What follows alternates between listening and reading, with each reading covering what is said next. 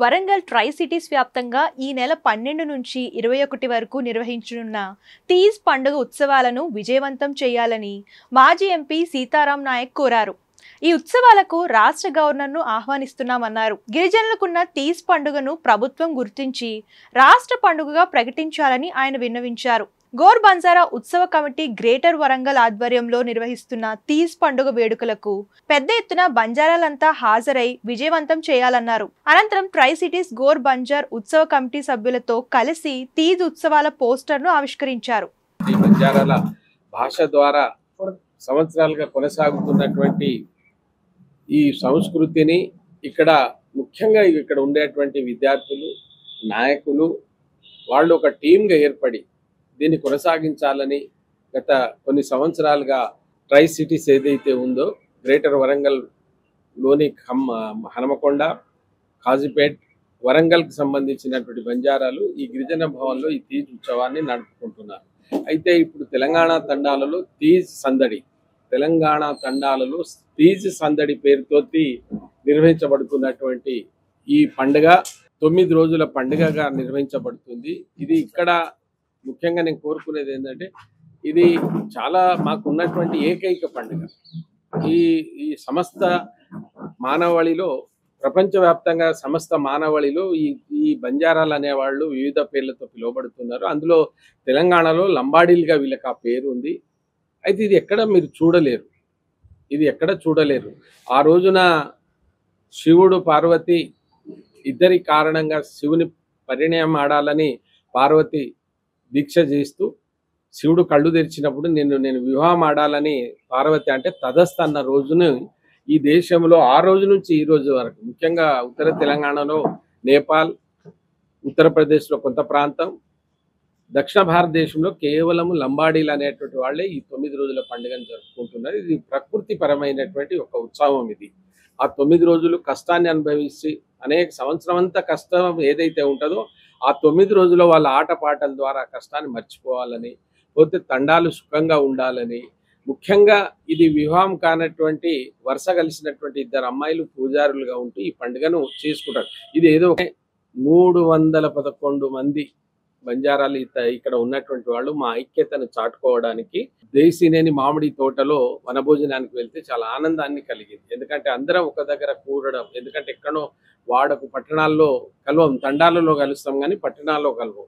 వాళ్ళని కలపడానికి ఏకమైనటువంటి టీమే ఇక్కడ ఉంది. వీళ్ళందరికీ మనస్ఫూర్తిగా ధన్యవాదాలు తెలియజేస్తూ రేపు 12వ తారీఖు మంగళవారం. అయితే దీనికి మాకు ఉండేటువంటి దేవతలో మాకు సప్తభవానీలు తప్ప మాకు వేరే దేవతలను మేము పూజించలేదు. మా పూర్వీకులు తుల్జా, హింగ్లా, శీతల అనే భవానీలు మాకు 7 భవానీలు ఉన్నాయి. వాళ్ళని సప్త భవానీలు అంటాం. మరి ఎందుకో అది మేము రేపు మంగళవారం ఇక్కడ ఆ సప్త భవానీలో ఒకరైనటువంటి శీతల అంటే శీతల భవానీ, ఆ భవానీని కూర్చోబెట్టి ఆమెను పూజలు చేసి సాయంత్రం మంగళవారం సాయంత్రం 12వ తారీఖు నాడు గోధుమలను నానబెడతాం. ఒక బిందెలో గోధుమలను నానబెట్టి ఆటపాటలతో వాటిని ఇక్కడ ఒక దగ్గర పెట్టి తెల్లారి బుధవారం నాడు సాయంత్రం ఈ బుట్టలలో ఆ గోధుమలను కొంత వెరివేసి గోధుమలను దాంట్లో వేస్తారు.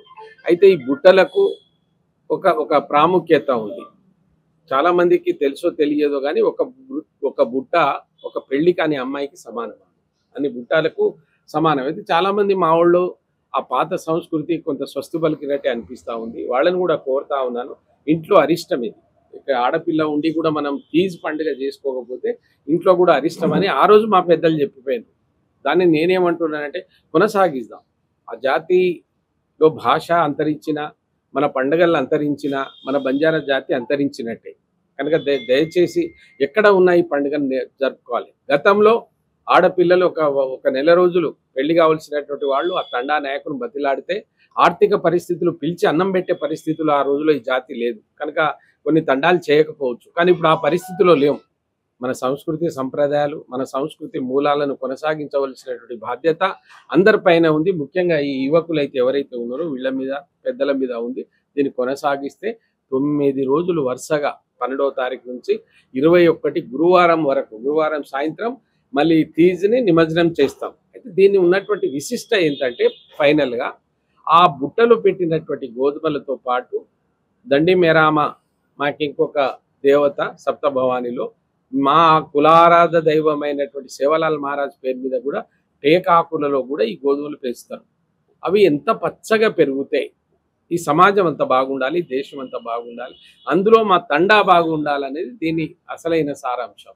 దీంతో పాటు ఎవరైతే అమ్మాయిలు పెళ్లి కాని అమ్మాయిలు 9 రోజులు ఒక ఒక నిష్ఠతో పూజలు చేసుకుంటా పనిచేస్తే ఏదైతే పార్వతికి శివుడు ఏ విధంగా దొరికాడో మాకు కూడా అంత గొప్ప భర్త మాకు లభించాలనేటువంటిది వాళ్ళకు ఉండేటువంటిది ఆచారం మాకు మొదటి నుంచి వస్తూ ఉంది. కనుక ఈ రోజులలో మేము ఒకటి అనుకుంటున్నాం, ఈసారి మా పండుగ ఏదో మేము సొడయ్య అనేది మాకు ఆహారం ఉంటుంది, దాని రుచి మాకే తెలుసు, వేరే వాళ్ళకి తెలియదు. కనుక ఈ రుచిని అందరికీ చూపెట్టాలంటే మా పండుగ ఏదో మేము అందరికీ చూపెట్టాలి. ఈసారి నేషనల్ కమిషన్ చైర్మన్, గవర్నర్ లాంటి వాళ్ళను అడుగుతాం అనుకుంటున్నాం. వస్తారా రాదా నాకు తెలియదు, కానీ మేము ఈసారి ప్రతిరోజు ఒక నాయకుడు మా సంస్కృతి ఏదో వాళ్ళకి తెలియజేయడానికి ముందే కొన్ని పోస్టర్లు పెట్టి వాళ్ళందరినీ పిలిచి మా ఈ సంస్కృతిని పెంపొందించుకోవాలనేది మా ఉద్దేశం. దీంట్లో వేరే ఏమీ లేదు. అయితే మిత్రులారా, అసలే మా చాలా తక్కువ కుటుంబాలు ఉన్నాయి. ఇక్కడ మా మిత్రులందరినీ కోరుతా ఉన్నాను, ఎవరన్నా ఏదన్నా మీలో మనలో ఎక్కడన్నా వస్తుంది. ఇప్పుడు దేశంలోనే యుద్ధాలు జరిగినప్పుడు మన కులంలో చిన్న చిన్న సమస్యలు ఉండడం సహజం. అటువంటి వాళ్ళు కూడా దయచేసి కలిసి వచ్చి దీంట్లో పాల్గొనాలనేది కూడా నా యొక్క ఒక ఎంపీగా నేను వాళ్ళని కోరుతా ఉన్నాను. ఇది సహజం, ఇది ఎక్కడైనా చిన్న చిన్న దాంట్లోనే జరుగుతుంది.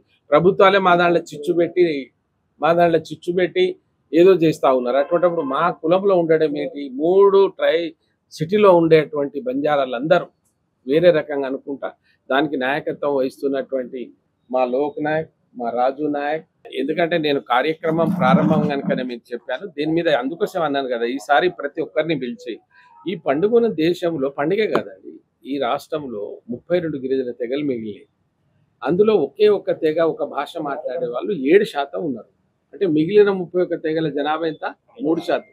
ఇంత బలమైనటువంటి సామాజిక వర్గం ఉన్నటువంటి లంబాడాలు ఈ రాష్ట్రంలో గుర్తించబడలేదు. కాంగ్రెస్ ప్రభుత్వం కానీ బీఆర్ఎస్ ప్రభుత్వం కానీ మమ్మల్ని గుర్తించలేదు. ఠాను నాయకును గుర్తించలేదు, మా శివాలయాలకు కూడా గుర్తింపు లేదు, మా పండుగలకు కూడా గుర్తింపు లేదు. కానీ మా ఓట్లు కావాలి, మా ఓట్లతో గద్దెక్కుతున్నామని వీళ్ళు చెప్పుకుంటున్నారు. మా దాంట్లో పుల్లలు పెడుతున్నారు. వాళ్ళ సంగతి ఏమో తర్వాత చెప్తాం. కానీ మా తీజ్ పండుగను రాష్ట్ర పండుగగా గుర్తించాలని సభాముఖంగా కోరుతాం.